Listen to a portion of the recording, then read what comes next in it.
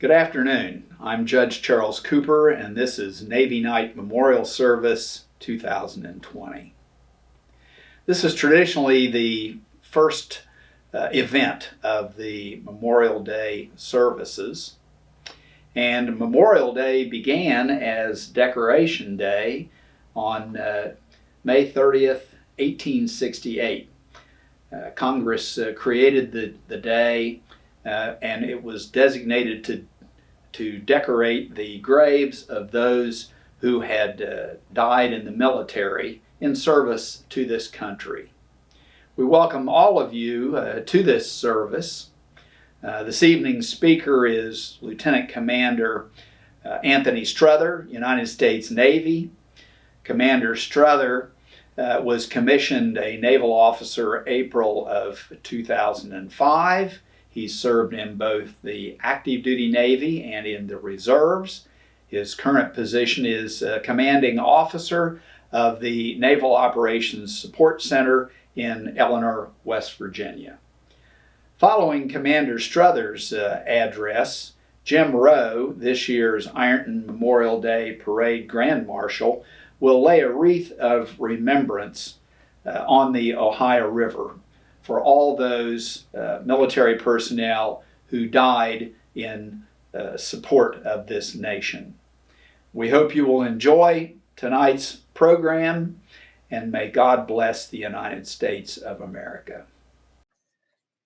Good evening, everyone. Lieutenant Commander Tony Strother here, Commanding Officer of Navy Operational Support Center in Eleanor, West Virginia.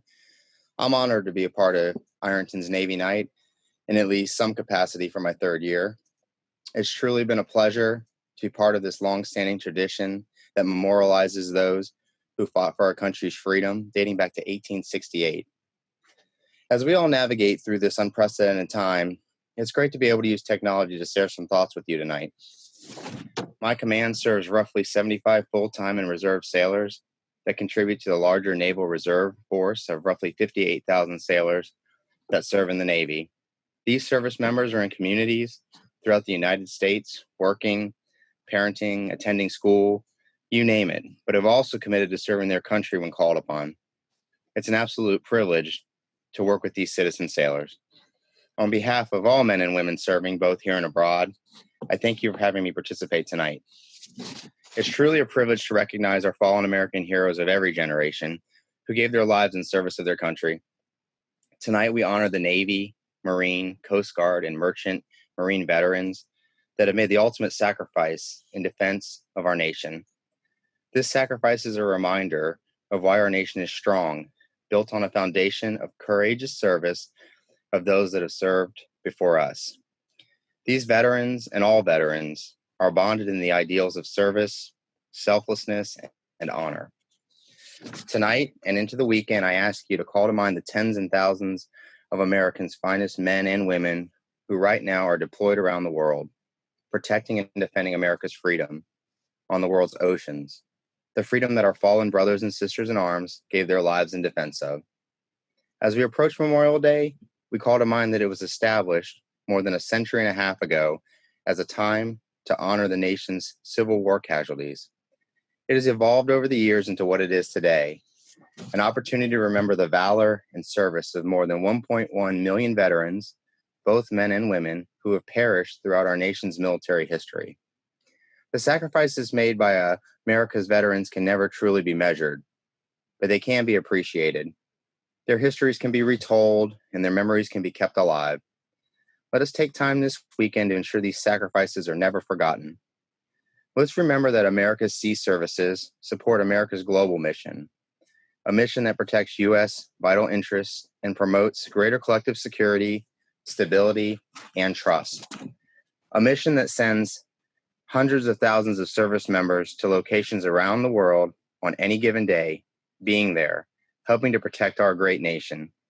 Sailors, Marines, Coast Guardsmen, and Merchant Marines of the United States are there, where it matters, when it matters, doing spectacular things, making a difference in the world. These heroes that we have lost in support of that mission represent the best in each of us, coming from every background and every walk of life. They are the essence and the heartbeat of the sea services and our country. Today, we honor these men and women, and we do so with reverence and a grateful heart. Without their commitment and service, our nation would not be what it is today. The sacrifices willingly assumed by all service members are rooted in an unwavering commitment and desire to serve in something greater than themselves. Today, we honor that desire and their commitment. And we honor the families that supported them, who no doubt are celebrating their legacy while grieving their absence. Mothers and fathers, sisters and brothers, wives and husbands, daughters and sons, close friends and loved ones who have all sacrificed for our nation. Tonight and into the weekend, as we move closer to Memorial Day, we look to the past and remember the deeds of those whose final moments in service embody the highest values that we as a nation hold dear.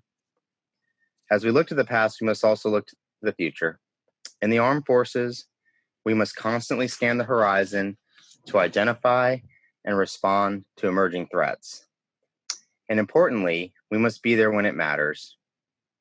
As our fallen ancestral brothers and sisters in arms, whom we honor here today, remind us that they were there when it mattered, reminding us that being there matters. Your armed forces are already there, protecting and defending America. In closing, let me leave you with this today. As you lay your eyes on the American flag, be proud of what it represents, our freedom, and never forget the irreplaceable lives that have been sacrificed while defending and preserving that freedom. As you look at the red, white, and blue, be reminded that each color represents the valor, vigilance, and perseverance found in the heart of every United States veteran. We must never forget those who have died so freedom can live on.